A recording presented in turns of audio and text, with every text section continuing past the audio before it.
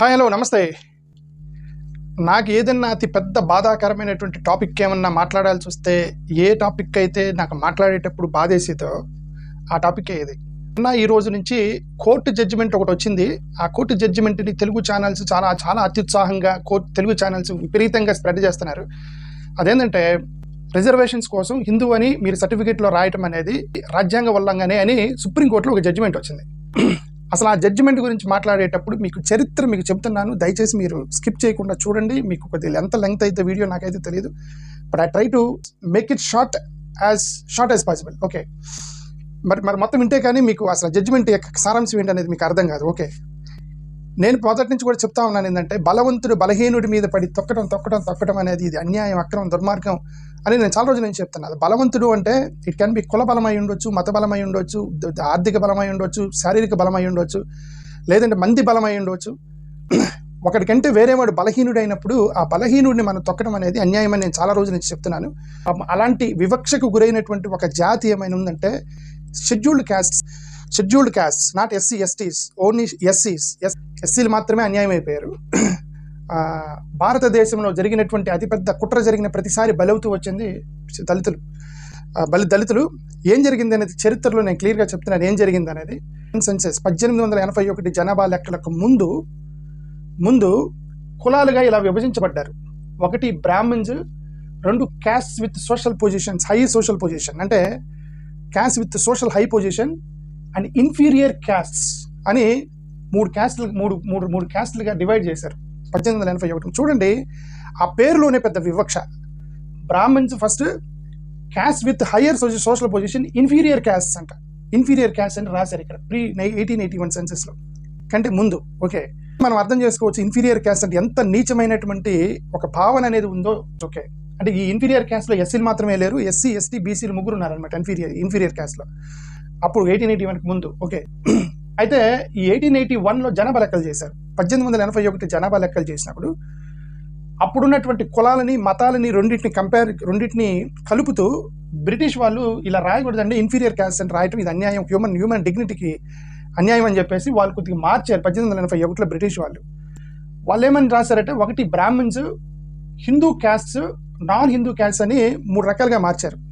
మరి ఇక్కడ బ్రాహ్మిన్స్ కూడా హిందూ క్యాస్టే కదా, మరి వీళ్ళని ఎందుకు హిందూ క్యాస్ట్లో బ్రాహ్మిన్స్ని కలపలేదంటే చాలా అత్యున్నతమైనటువంటి బ్రహ్మదేవుళ్ళగా పిలువబడతారు కాబట్టి, అప్పటికే ఆ వేదాలు అవన్నీ రాసి ఉన్నాయి కాబట్టి సో వాళ్ళని సపరేట్గా వేశారు. మిగతా హిందువులు మొత్తాన్ని వేరే సపరేట్గా వేశారు. ఈ నాన్ హిందూ క్యాస్ట్ అని ఒక హెడ్డింగ్ పెట్టారు, రాశారు. ఈ నాన్ హిందూ క్యాస్ట్లో వీళ్ళున్నారు మాదిగా అని క్లియర్గా రాసి ఉంది, మాదిగా అని రాసి ఉంది. నాన్ హిందూ క్యాస్ట్లో మాదిగా, ఈ మాదిగా అంటే దేశం మొత్తం మీద ఉన్నటువంటి ఎస్సీలు అనుకోండి, ఇప్పుడు ఉన్నటువంటి చమార్లు కానీ మాదిగా మొత్తం ఈ మాదిగలు కలిసి ఉండొచ్చు. ఓకే, ఈ నాన్ హిందూ క్యాస్ట్ అంటే ఇప్పుడు ఉన్నట్టు ఎస్సీలు ఎవరైతే ఉన్నారో వీళ్ళందరూ హిందువులు కాదు. యాక్చువల్గా వీళ్ళందరూ హిందువులు కాదు. ఎందుకు హిందువులు కాదంటే ఈ హిందూ మతంలోకి వీళ్ళని రానివ్వాల, పంటెత్తి పేడెత్తి చేసేటువంటి నీచమైన పనులకు వాడుకున్నారు కాబట్టి ఈ వీళ్ళని కూడా హిందువులు అని పిలిస్తే మరి వీళ్ళకి అవమానం కదా, అందుకని వీళ్ళని రానివ్వాల హిందూ మతంలోకి. వేదాలు చదివిన చంపేసేవాళ్ళు, టెంపుల్కి వచ్చిన చంపేసేవాళ్ళు, గుడికి దగ్గరికి రానిచ్చేవాళ్ళు కాదు. వీళ్ళు నేచర్ని పూజించుకుంటూ ఉండేవాళ్ళు. ట్రైబల్ రిలీజియన్స్ అంటారు. ట్రైబల్ రిలీజియన్స్ అని ఇప్పుడు చెట్లు, పువ్వులు, సూర్యుడిని, రైట్, మొక్కల్ని, ఇప్పుడు కనుక తండాల్లో ఏమో శ్రీకృష్ణుని పూజించారు కదా. ఇప్పుడు తండాల్లో అక్కడ ఏదో ఒక చిన్న వాళ్ళ వేరు దేవతలను పూజిస్తుంటారు కదా ట్రైబల్స్. అలాగే ఇప్పుడు వీళ్ళు నాన్ హిందూ క్యాస్ట్లుగా ఈ ఎస్సీలు ఉన్నారు.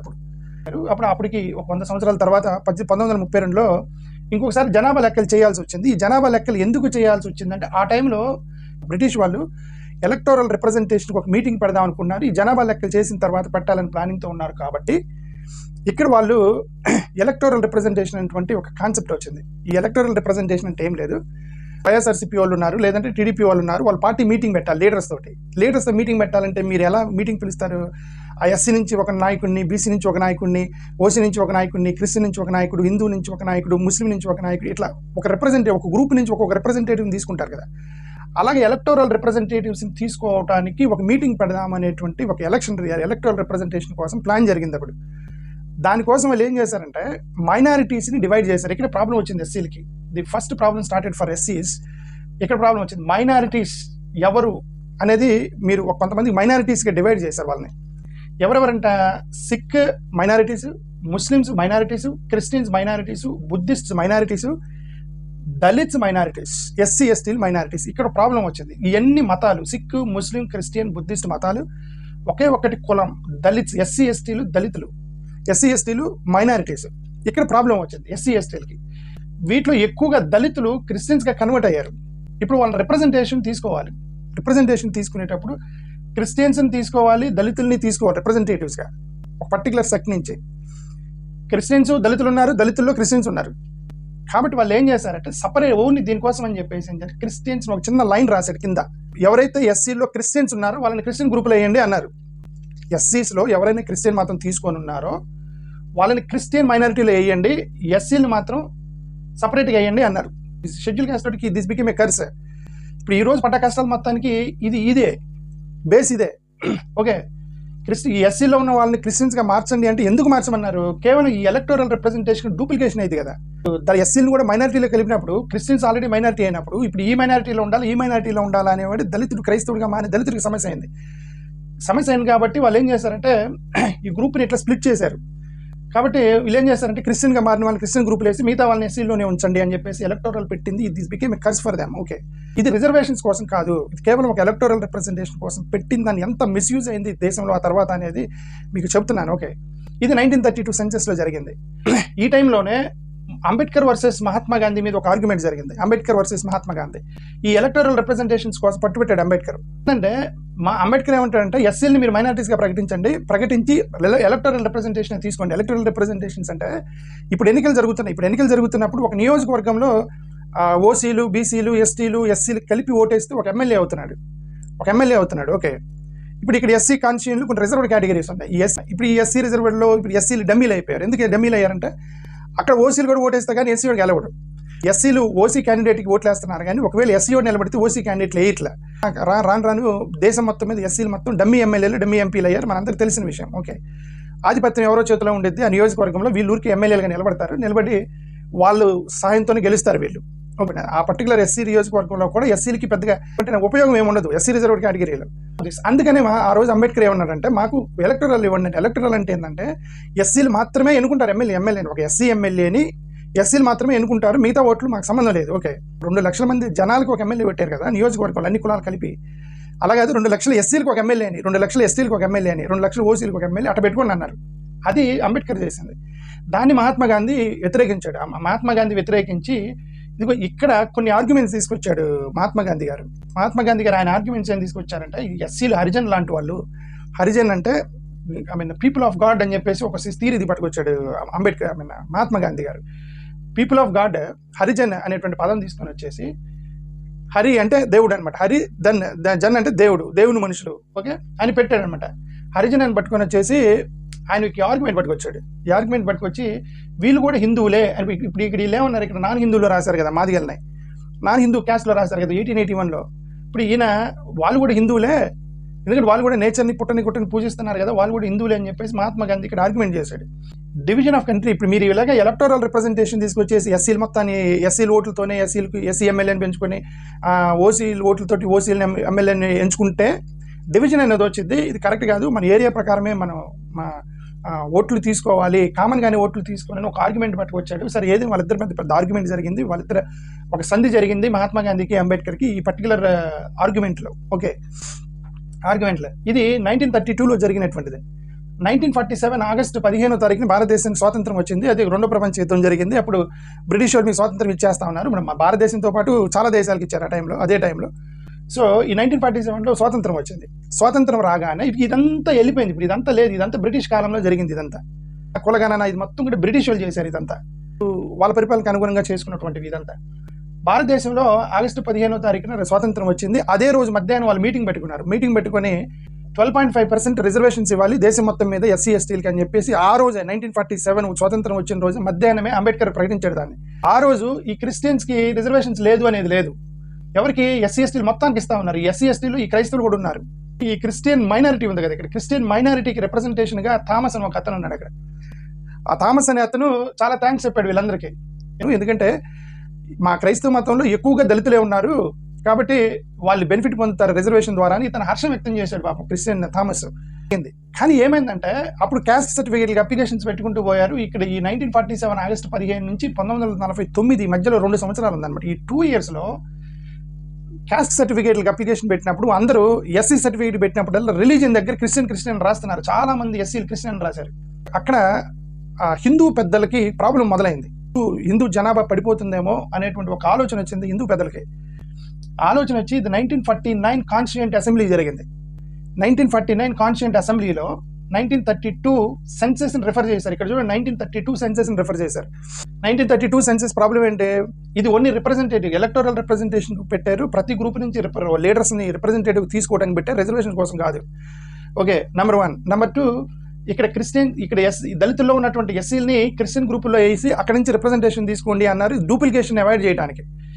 ఇది నేను చెప్పాను కదా, ఇది వాళ్ళకి శాపమైందని. దీన్ని రిఫర్ చేసి వీళ్ళు ఏం చేశారంటే ఎస్సీలని క్రిస్టియన్స్ని సపరేట్ గ్రూపులు వేసారు. కాబట్టి ఎస్సీలు క్రిస్టియన్స్ ఎస్సీలు కాదు అని చెప్పి ఫస్ట్ ఇది ఈ 1949 కాన్స్టిట్యుయెన్సీస్లో ఒక ఆర్గ్యుమెంట్ పట్టుకొచ్చాడు ఒక అతను, ఆర్ఎస్ఎస్కి సంబంధించినటువంటి ఒక representative, is part of RSS ఆ టైంలో. ఓకే, అతను పట్టుకొచ్చాడు. అక్కడి నుంచి వీళ్ళకి కష్టాలు మొదలైంది ఎస్సీలకి. ఇప్పుడు అతను అనగానే ఆర్గ్యుమెంట్ మొదలైంది. ఆర్గ్యుమెంట్ అయితే ఈ మధ్యలో ఏమైందంటే ఇప్పుడు వాళ్ళు అల్టిమేట్గా డిస్కస్ చేసుకొని ఒక ఆప్షన్ ఇచ్చారు క్రిస్టియన్స్కి. క్రిస్టియన్ పెద్దలు మొత్తాన్ని పిలిచి ఆప్షన్ ఇచ్చారు. ఎందుకంటే మీకు సిక్కు, ముస్లిం, క్రిస్టియన్, బుద్ధిస్ట్ వీళ్ళందరూ కూడా మైనారిటీ ఉంది కదా, ఈ మైనారిటీస్ మొత్తాన్ని మైనారిటీ స్టాటస్ ఇస్తాము. బట్ ఇక్కడ ఈ ఎస్సీలు కూడా మైనారిటీస్ 1932లో. ఈ ఎస్సీలు మీ మైనారిటీ కాదు, మైనారిటీ ఓన్లీ రిలీజియన్స్కి మైనారిటీ ఇస్తాం కానీ కులాలకి మైనారిటీ ఇవ్వకూడదని మేము అనుకుంటున్నాము ఇక్కడ అన్నారు 1949 కాన్స్టిట్యూయెంట్ అసెంబ్లీలో.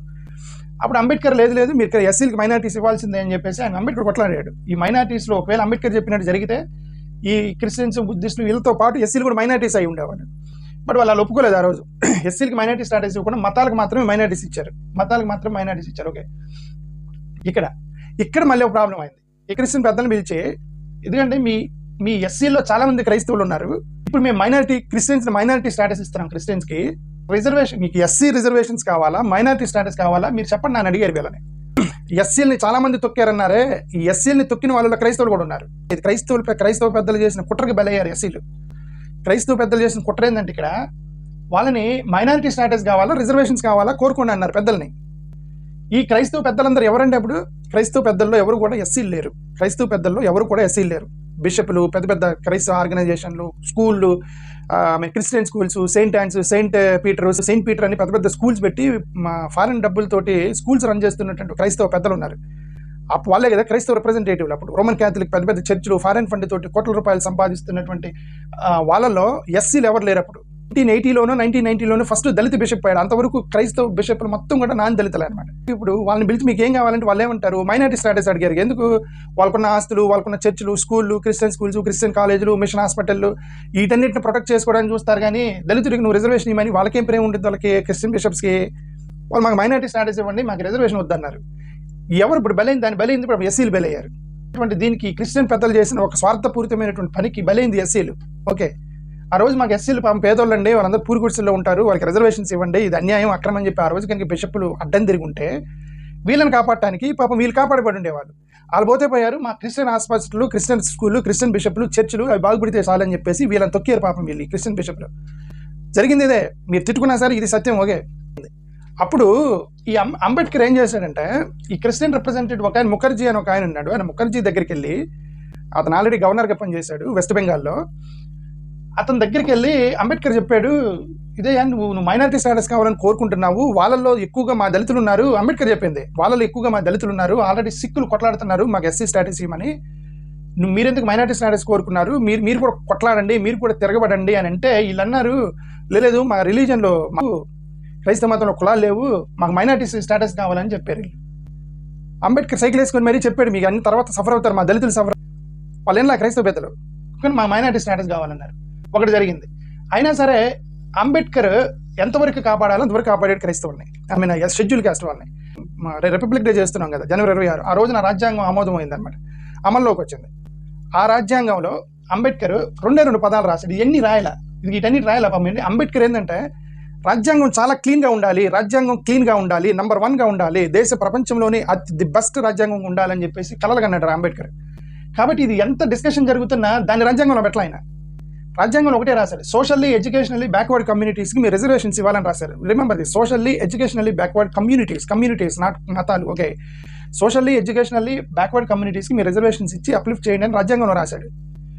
ఆర్టికల్ 14 రాశాడు, ఈక్వాలిటీ ఇర్రెస్పెక్టివ్ ఆఫ్ రిలీజియన్, మతాలకు అతీతంగా అందరూ సమానమే అని రాశాడు ఆర్టికల్ 14. ఆర్టికల్ 15 మత ప్రాతిపదికన నువ్వు వివక్ష చూపించకూడదు అని రాశాడు ఆర్టికల్ 15. ఆర్టికల్ 25 మత స్వేచ్ఛ ఉంది అని రాశాడు. Article 19 freedom of expression and freedom of speech అనేది ఉంది. Article 21 liberty you should not and personal freedom and liberty article 21. ఇవన్నిట్లో కూడా there is no discrimination on Christians or Muslims or Hindus, everybody same in the constitution. రాజ్యాంగంలో అందరూ ఒకటే. 1950 August 10న మొత్తానికి సమస్య మొదలైంది. అదేంటంటే ప్రెసిడెన్షియల్ ఆర్డర్ ఒకటి వేశారు. ఇప్పుడు ఆర్ఎస్ఎస్ వాళ్ళు వీళ్ళందరూ ఏంటంటే మత కన్వర్షన్ జరిగిపోతా ఉన్నాయి, అందరూ కూడా మత మార్పులు చేస్తూ ఉన్నారు, మొత్తం హిందూ పాపులేషన్ పడిపోయింది, ఎక్కువ అవుతాయని ఇప్పుడు వీళ్ళకి భయం వేసి ఆర్ఎస్ఎస్ వాళ్ళు వీళ్ళందరూ ఏం చేశారంటే అప్పుడున్నటువంటి బాబు రాజేంద్ర ప్రసాద్ గారి దగ్గరికి వెళ్ళి ఆయన కన్విన్స్ చేసుకొని ఆయన ద్వారా ఒక ప్రెసిడెన్షియల్ ఆర్డర్ పంపించారండి. Presidential order, it is not in the constitution. ఇది కనుక కాన్స్టిట్యూషన్లో పెడితే అతిపెద్ద ద బెస్ట్ కాన్స్టిట్యూషన్లో ఒక మచ్చ అయి ఉండేది. అది కనుక రాజ్యాంగంలో అంబేద్కర్ పెట్టుంటే అంబేద్కర్ రాసినటువంటి ద బెస్ట్ కాన్స్టిట్యూషన్కి అదొక పెద్ద మాయన మచ్చ అయి ఉండేది. కాబట్టి ఆయన పెట్టాలి Ambedkar he wants to make it constitution very clean and clear crystal. Socially educational backward communities మీరు అప్లిఫ్ట్ చేయాలి. ఆర్టికల్ 14 అందరూ సమానమే. ఆర్టికల్ 15 మత ప్రాతిపదికన వివక్ష చూపకూడదు. ఆర్టికల్ 25 మత స్వేచ్ఛ ఉంది. Article 19 freedom of expression. Article 21 personal Liberty. Okay, personal Liberty irrespective of religion. Very క్లియర్గా రాశాడు అంబేద్కర్ రాజ్యాంగాన్ని. రాజ్యాంగం అమల్లోకి వచ్చిన 80 రోజుల తర్వాత ఒక ప్రెసిడెంట్ ఒక సర్క్యులర్ ద్వారా ఒక చిన్న లిటిగేషన్ పెట్టారు. ఇక్కడది ఏంటంటే హిందూ తప్ప మిగతా వాళ్ళు ఎవరు ఎస్సీలుగా పరిగణించబడరు అని ఒక సర్క్యులర్ పంపించాడు ప్రెసిడెంట్, భారత రాష్ట్రపతి. ఓకే, దీన్ని ఇప్పుడు వీళ్ళు రాజ్యాంగంలో ఉంది అంటారు కదా, రాజ్యాంగంలో లేదు. Ambedkar is very clear and crystal in his constitution. ఆ తప్పు అంబేద్కర్ చేయలేదు కూడా. ఎందుకంటే అదొక పెద్ద మాయన మచ్చ. ఆ మచ్చ రాజ్యాంగంలో పెడదలుచుకోలేదు, అది పెట్టలేదు. తర్వాత వాళ్ళు ప్రెసిడెంట్ ఆర్డర్ ద్వారా పాస్ చేసుకున్నారంతే. ఇది ప్రెసిడెంట్ ఆర్డర్ కూడా ఏంటంటే 6 నెలల్లో అప్రూవ్ అవ్వాలి, కానీ వాళ్ళు 1951 వరకు వాళ్ళు పార్లమెంట్ పెట్టలేదు. ఇప్పుడు ప్రెసిడెంట్ ఏదైనా ఒక ఎగ్జిక్యూటివ్ ఆర్డర్ ఇచ్చినప్పుడు ఒక 6 monthsలో దాన్ని పార్లమెంట్లో అప్రూవ్ చేయాలి. కానీ 1 year వరకు నెక్స్ట్ పార్లమెంట్ సెషన్ జరగలేదు. అంటే యాక్చువల్లీ ఇది వ్యాలిడిటీగా సరే ఇదంతా కోర్టులో జరుగుతుంది. ఏదైనా సరే హిందూ తప్ప అనేది ఒక ప్రెసిడెంట్ ఆర్డర్ పంపించారు. అక్కడి నుంచి ఆ ప్రెసిడెంట్ ఆర్డర్ని బట్టి క్రైస్తవులు రిజర్వేషన్స్ లేకుండా పోతున్నాయి. ఓకే, హిందూ అని రాస్తేనే ఎస్సీ సర్టిఫికేట్ ఇస్తా ఉన్నారు. 1956లో సిక్కుల్ని యాడ్ చేశారు. 1956లో సిక్కులు కొట్లాడారు. ఎందుకంటే ఇది అన్యాయం, ఇది సిక్కులు హిందువులు మాత్రమే ఎస్సీ లేనిది, మా వాళ్ళు కూడా ఎస్సీలు ఉన్నారు, వాళ్ళు కూడా పేదరికంలో ఉన్నారు, వాళ్ళు కుటుంబిట్టాడుతున్నారు, వాళ్ళు దళిత కాలనీలో ఉంటున్నారు, వాళ్ళు కూడా వివక్ష ఉంది, వాళ్ళు కూడా పురుగుడుసులో ఉంటున్నారు, వీళ్ళకి ఎందుకు ఎవరైనా వీళ్ళు కొట్లాడారు సిక్కులు. కొడితే 1956లో హిందూ సిక్ అనే 2 పదాలు యాడ్ చేశారు. హిందూ సిక్ 1956 నుంచి హిందువులు సిక్కులు తప్ప మిగతా వాళ్ళు ఎవరికి ఎస్సీ సర్టిఫికేట్ ఇవ్వాలి. తర్వాత బుద్ధిస్టులు కొట్లాడారు. బుద్ధిస్టులు కూడా మళ్ళీ కొట్లాడితే 1990లో మళ్ళీ బుద్ధిస్టులు కలిపారు. ఇప్పుడు హిందూ, సిక్, బుద్ధిస్ట్, ఈ 3 మతాలు తప్ప మిగతా వాళ్ళకి ఎస్సీ రిజర్వేషన్ లేదు. అంటే ఇప్పుడు ప్రస్తుతానికి సఫర్ అవుతుంది క్రిస్టియన్స్, ముస్లిమ్స్కి లేదు. ఇది చరిత్ర. ఇప్పుడు వీళ్ళని యాడ్ చేయడానికి కోర్టులు కొట్లాడుతుంటే ఆర్ఎస్ఎస్ వాళ్ళు, బీజేపీ వాళ్ళు దీన్ని సపోర్ట్ చేయట్లేదు. వీళ్ళిద్దరిని యాడ్ చేయడానికి ఇప్పుడు సిక్కుల్ని బుద్ధుల్ని యాడ్ చేసినట్టు వీళ్ళిద్దరిని కూడా యాడ్ చేయండి అంటే వాళ్ళు సపోర్ట్ చేయట్లేదు. ఎందుకు సపోర్ట్ చేయట్లేదు? 2 reasons. ఒకటి, ముస్లిమ్స్ వాళ్ళకి కొన్ని ప్రాబ్లం ఉంది. ఏంటంటే ఒకటి, వాళ్ళు పొలిటికల్ రైవల్స్. బీజేపీ ఆర్ఎస్ఎస్ వాళ్ళకి ముస్లిం కమ్యూనిటీ అనేది పొలిటికల్ రైవల్గా తీసుకుంటున్నారు. ఎందుకంటే ఇప్పుడు వాళ్ళ మీద రాజకీయం చేస్తే తప్ప వీళ్ళకి ఓట్లు పడావు. ఇప్పుడు లేదంటే ముస్లిమ్స్ని, మన భారతదేశంలో ఉన్న ముస్లిమ్స్ని పాకిస్తాన్ వాళ్ళకి చూడటం అంతకన్నా దౌర్భాగ్యమైన పరిస్థితి ఏం లేదు. ఓకే, గుంటూరు బస్ స్టాండ్ పక్కన ఒక ముస్లిం ఉంటాడు, ఎవరో పీర్ సాహిబ్. ఆ పీర్ సాహిబ్ని పాకిస్తాన్ వాడు అంటాడు. ఓకే, మరి మనోడేరా మన కళ్ళ ముందు పుట్టాడు ముస్లిం, మనోడే మన ఇంటి ముందు మన కళ్ళ ముందు పుట్టాడు, ఆడు ముస్లిం అయితే అయ్యుండొచ్చు, బట్ అతను he may be Muslim, but is our brother, is our Indian. Okay, అది లేదు. ఇదేంటంటే పొలిటికల్ అపోనెంట్, వాళ్ళు అపోజిట్ చేస్తున్నారు. ఇది పాకిస్తాన్ అనేటువంటి. సరే, ఎక్కువగా ఈ టెర్రరిజం జరిగిన ప్రతిసారి బలవుతుంది. ఆ ముస్లిమ్స్ వాళ్ళు ఎంచుకున్నటువంటి టెర్రరిజం అనేది ఒక పెద్ద ప్రాబ్లం. ఈ వాళ్ళు ఎక్కడంటే అక్కడ బాంబులు పేల్చినప్పుడు ఎక్కువగా సఫర్ అవుతుంది, చచ్చిపోతుంది హిందువులే. ఓకే, ముస్లిమ్స్ ఏరియాలో టెర్రరిస్ట్ బాంబులు పేల్చారు కదా, వాళ్ళు ఎప్పుడు కూడా హిందూ సమాజంలోకి వచ్చి బాంబులు పేలుస్తున్నారు కాబట్టి ఇప్పుడు వాళ్ళ మీద శత్రుత్వం పడిపోయింది వీళ్ళకి. సో వాళ్ళు ఒప్పుకోవట్లేదు ముస్లిమ్స్ని యాడ్ చేయడానికి. దీంట్లో క్రిస్టియన్స్ని యాడ్ చేయడానికి ఒకే ఒక కారణం ఏంటంటే రిలీజియస్ కన్వర్షన్ చేస్తున్నారు వీళ్ళు కనుక ఎస్సీ రిజర్వేషన్స్ వీళ్ళు యాడ్ చేస్తే వీళ్ళు రిలీజియస్ కన్వర్షన్ చేసేస్తారు. ఇప్పటికే దళిత కాలనీలో మ్యాక్సిమం చర్చలకు వెళ్తున్నారు. వీళ్ళని కనుక వదిలేసామంటే ఇప్పుడు మొత్తం దేశం మొత్తం క్రైస్తవులుగా మార్చేస్తారని చెప్పి భయంతో వీళ్ళని యాడ్ చేయట్లేదు. ఈ 2 కారణాలతో వీళ్ళిద్దరిని యాడ్ చేయట్లేదు. వాళ్ళు చాలా కారణాలు చెప్తున్నారు. ఇప్పటికీ చాలా కోర్టు కేసులు, రంగనాథ్ మిశ్రా కమిషన్ లాంటి వాళ్ళు, పెరుమల కమిషన్, ఇది చాలా కమిషన్లు వేసి కమిషన్లతో కాలయాపన చేస్తున్నారు తప్ప వీళ్ళిద్దరిని యాడ్ చేయట్లేదు. సాధ్యమైన వరకు వీళ్ళిద్దరిని యాడ్ చేయకుండా ఉండడానికి ప్రయత్నం చేస్తుంది బీజేపీ వాళ్ళు. ఓకే, ఇది జరిగింది. ఓకే, క్రైస్తవులు ఎవరు అని అంటే ఇప్పుడు ఎవరు క్రైస్తవులు అంటే, ఒకటి బాప్టిజం తీసుకున్నవాడు క్రైస్తవుడు, క్రిస్టియన్ పెళ్లి చేసుకున్న వాళ్ళు, చర్చ్ మెంబర్షిప్ ఉన్న వాళ్ళు. ఈ 3 ఆధారాలతోటి ఎవరినైనా క్రైస్తవుడిగా మీరు ప్రూవ్ చేయొచ్చు. అటువంటి ఆధారం ఉన్నా సరే ఈ 3టిని ఆధారంగా క్రైస్తవుడిగా పరిగణించవచ్చు అని కోర్టు జడ్జిమెంట్లు ఇచ్చింది. కూడా అయితే 1998లో ఒక సర్క్యులర్ మేమో వచ్చింది. దీని మీద 2.5 years నేనే కొట్లాడి నేను అలిసిపోయి కూర్చున్నాను. ఓకే, మాకెందుకు అన్నట్టు వాళ్ళు ఉన్నారు.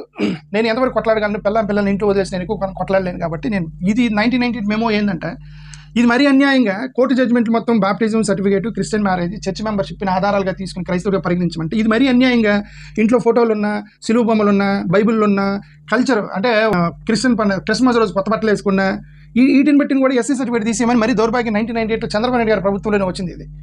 ఇది అన్యాయం సార్, తీసేయండి. ఇదేంది ఫోటోలు ఇదేంది ఫోటోలు బైబిల్ మెల్లో సిలువలు వేసుకుంటే ఆడికి ఎస్సీ సర్టిఫికేట్ తీసేయటం ఏంది? ఆడి ఇష్టం కదా, వాడి బాప్టిజం తీసుకొని క్రైస్తవుడికి కన్వర్ట్ అయ్యాడని వాడంతా నీ దగ్గర చెప్పినప్పుడు నువ్వు తీసేయాలి. కానీ ఇదంతా అన్యాయం కదా ఇది అని చెప్పి నేను ఎంత కొట్లాడినా సార్, నా మాట ఎవడేలా. ఓకే, జరిగింది అది. సరే, ఇది ఎవడేలా ఇదేంటంటే నేను అందుకని బలవంతుడు బలహీనుండి తొక్కుతూ ఎంతకాలం తొక్కుతారో తొక్కండి. నేను అదే చెప్పేది, ఎంతకాలం తొక్కుతారో తొక్కండి మీరు. ఓకే, ఇది చెప్పిందంతా కూడా అన్యాయమే. ఇది కూడా ఒక అన్యాయం. 1998లో చంద్రబాబు నాయుడు వేసింది మేము కూడా అన్యాయమే. ఓకే, దీన్ని ఇప్పుడు జగన్మోహన్ రెడ్డి గారి ప్రభుత్వం మీరు తీసేయండి అని చెప్పేసి నేను జగన్ గారి ప్రభుత్వం 2.5 years కొట్లాడితే తీసేస్తామని చెప్పి జగన్ గారు కూడా మేము రద్దు చేస్తాం దీన్ని, ఇది అన్యాయము, ఈ మూడింటిని బట్టే మేము సర్టిఫికేట్లు ఇస్తాం, వీటిని బట్టి రద్దు చేయకూడదు జగన్ గారు చెప్పినా సరే ఐఏఎస్ ఆఫీసర్లు అడ్డుపట్టారు. ఎందుకంటే ఇప్పుడు ఐఏఎస్ ఆఫీసర్లు కూడా జగన్ టీంలో కూడా ఆర్ఎస్ఎస్ వాళ్ళు ఉంటారు. ఓకే, ఉన్నారు, చేశారు, దీన్ని అడుగున్నారు. అది పెద్ద ప్రాబ్లం అయిపోయింది, ఇది పెద్ద అన్యాయం అయిపోయింది షెడ్యూల్ క్యాస్ట్. ఓకే, ఇప్పుడు ఈ ఎస్సీలు వాళ్ళు ఎవరు కుట్రకు బలయ్యారంటే ఫస్ట్ ఈ హిందూ మతానికి సంబంధించిన ఎల్డర్స్ మత మార్పిడులు జరగకుండా ఉండటానికి ఎంతవరకు అడ్డుకోవాలో అడ్డుకొని ఇది ఒక పెద్ద అన్యాయం చేశారు ఎస్సీలు. రెండో వాళ్ళు ఈ ఎస్సీలకు అన్యాయం చేసింది క్రిస్టియన్ బిషప్లు, క్రిస్టియన్ పెద్దలే. ఈ వీళ్ళే నేను ఇక్కడ చెప్పాను కదా, మీకు మైనారిటీ స్టాటస్ కావాలంటే వాడికి ఎస్సీ వాడు ఎడిపోతే నాకెందుకులే, మా ఆస్తులు మా క్రిస్టియన్ స్కూళ్ళు, మా క్రిస్టియన్ చర్చిలు బాగుండాలని చెప్పేసి మైనారిటీ స్టాటస్ కోరుకున్నారు వాళ్ళు. ఓకే, వీళ్ళు అన్యాయం చేశారు ఎస్సీలకి. ఓకే, ఇప్పుడు కూడా ఈ క్రిస్టియన్ పెద్దలను వాడుతున్నారు వీళ్ళు ఆర్ఎస్ఎస్ వాళ్ళు. ఈ క్రిస్టియన్ పెద్దలను వాడి ఈ కమిషన్లు వేసినప్పుడల్లా ఒక గ్రూప్ వచ్చింది, క్రిస్టియన్ పెద్దల గ్రూప్. వాళ్ళు వచ్చి మా కులాల్లో మతాలు లేవు, మా మతంలో కులాలు లేవు కాబట్టి మాకు ఎస్సీ స్టాటస్ వద్దని చెప్పి చెప్తూ ఉంటారు వీళ్ళు. ఇప్పుడు కూడా చెప్తున్నారు వాళ్ళు, అన్ఫార్చునేట్లీ. ఓకే, ఇప్పుడు దీనంతా బేస్ చేసుకొని ఎస్సీ కమ్యూనిటీని స్ప్లిట్ చేసేస్తున్నారు. ఆల్రెడీ ఎస్సీలో ఉన్నవాడే హిందూ వచ్చి నువ్వు చర్చికి వెళ్తున్నావు, నువ్వు క్రిస్టియన్వి, నువ్వు ఎస్సీ సర్టిఫికేట్ ఇవ్వని చెప్పి వాడు ఓన్ కమ్యూనిటీ వాడి ఇబ్బంది పెడతారు వాడిని.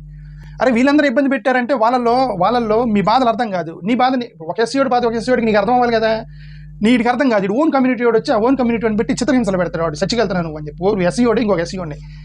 ఇది పెద్ద ద్రోహం బ్రదర్స్. ఎస్సీలో ఎవరైనా నా వీడియో చూస్తే ఇది పెద్ద ద్రోహం చెప్తున్నాం, జాగ్రత్త చూడండి. ఓకే, నీకు తెలుసు ఒక ఎస్సీ వాడు బాధ, కుల వివక్ష, కులాల మీద ఒక ఎస్సీ వాడిని ఏ విధంగా ట్రీట్ చేస్తారు కాలనీలో అనేది నీకు తెలిసి కూడా నువ్వు షెడ్యూల్ క్యాస్ట్ వాడిని చర్చికి వెళ్తున్నాడు అని ఇబ్బంది పెడుతున్నావు. మైండ్ ఇట్ జాగ్రత్త, మీ మనసాక్షికి వదిలేస్తున్నావు. అది ఎస్సీలకి సంబంధించిన హిందువులకు చెప్తున్నాను. ఓకే, ఇది చేయకూడదు, అది తప్పు అంటాను నేను. ఓకే, పొలిటికల్ రైవల్ మత రాజకీయాలు చేయాలి. మత రాజకీయం చేయాలంటే ఎవరో ఒక అపోనెంట్కి సంబంధించిన వాడు ఎవడని చర్చికి వెళ్తుంటే నువ్వు చర్చికి వెళ్తావు, నువ్వు క్రిస్టియన్ కాదని చెప్పి వీడియో కోర్టుకి వేస్తాడు. పోయి వాడు ఎస్సీ వాడే కోర్టుకి వేస్తాడు. ఓకే, ఇది పొలిటికల్ రైవలరీ జరుగుతుంది విదిన్ ద ఫ్యామిలీలో ఎక్కడ కన్ఫ్లిక్ట్ అయినా సరే దీన్ని వాడుకొని క్రిస్టియన్స్ చర్చికి వెళ్ళి ఎస్సీలు ఇబ్బంది పెడుతున్నారు. ఓకే, మరి ఇప్పుడు భారతదేశం మరీ అన్యాయంగా క్రూయల్గా ఉందా అంటే ఇది అన్యాయమే. కానీ భారతదేశాన్ని ఒకటైతే మనం ఒప్పుకోలేదు అంటే they are not very much cruel. Okay, ఈ మొత్తానికి తెలుసు, ఇంక్లూడింగ్ ఆర్ఎస్ఎస్ పెద్దలకు కూడా తెలిసి ఇది అన్యాయం అని. కాకపోతే ఏంటంటే వాళ్ళు రిలీజియన్ కాపాడటానికి, హిందూ మతం కన్వర్షన్స్ ఆపడానికి వాళ్ళకి వేరే మార్గం లేదు కాబట్టి ఇది హింస పెడుతున్నారు వాళ్ళు మొత్తాన్ని. బట్ దాని క్రూయల్ అంటే క్రూయల్ ఏం కాదు. ఎందుకంటే ఇప్పుడు దళిత కాలనీలో ఆల్మోస్ట్ 80% అందరు చర్చలకు పోతున్నారు, కానీ అందరు హిందూ సర్టిఫికేట్ మీద ఉన్నారు. వాళ్ళందరూ చూసి చూడనట్టుగా ఉన్నారు. అంతా నిజం మాట్లాడితే వాళ్ళు చూసి చూడనట్టుగా ఉన్నారు. వాళ్ళ మీద పెద్ద ప్రెషర్ లేదు, సర్టిఫికేట్లు తీసేయడం ఏం లేదు. ఎందుకంటే అక్కడ ఉన్నటువంటి లోకల్ నాయకులు, ఎమ్మెల్యేలు వాళ్ళకి తెలిసారా ఇది ఎస్సీ ఒకటే పాపం ఎస్సీ కాలనీలో ఉంటాడు, ఈయన ఎందుకు సర్టిఫికేట్ తీసేయడం అని హిందూ సర్టిఫికేట్లు ఇచ్చేయండి అని చెప్పేసి ఎస్సీలు మొత్తానికి ఎస్సీ సర్టిఫికేట్లు ఇస్తున్నారు, చర్చలకు వెళ్తున్నారు. సరే, ఓకే. రెండోది ఇప్పుడు వీళ్ళందరినీ కన్వర్ట్ చేస్తే హిందూ పాపులేషన్ పడిపోయిందని ఆర్ఎస్ఎస్ వాళ్ళు వీళ్ళందరూ భయం, వాళ్ళు బెదిరిస్తారే తప్ప సర్టిఫికేట్లు మాస్గా మార్చరు. ఇప్పుడు వీళ్ళకి నిజంగా కావాలంటే ఇప్పుడు చర్చల ముందు కూర్చొని మొత్తానికి బీసీసీ సర్టిఫికేట్లు, ఎస్సీ సర్టిఫికేట్ తీసేయారు. వీళ్ళు తీసేస్తే ఏమైందంటే పాపులేషన్ మొత్తం పడిపోయింది, హిందూ పాపులేషన్.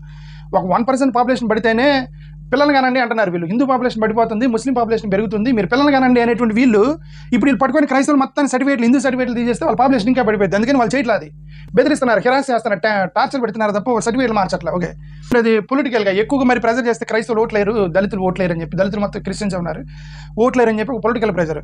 మూడోది హ్యుమానిటీ అనేది ఉంటుంది, అదే లోకల్ ఉన్నటువంటి నాయకులు వాళ్ళు చూస్తారు రెగ్యులర్గా వీళ్ళందరూ ఎస్సీ కాలనీలో ఎస్సీ చిన్న పేదరికంలో అలా కొట్టుమిట్టాడుతుంటారు, వాళ్ళని ఎందుకు ఇబ్బంది పెట్టడం అనేది కొద్దిగా హ్యుమానిటీ గ్రౌండ్లో కూడా చూసి చూడనట్టుగా వదిలేస్తున్నారు.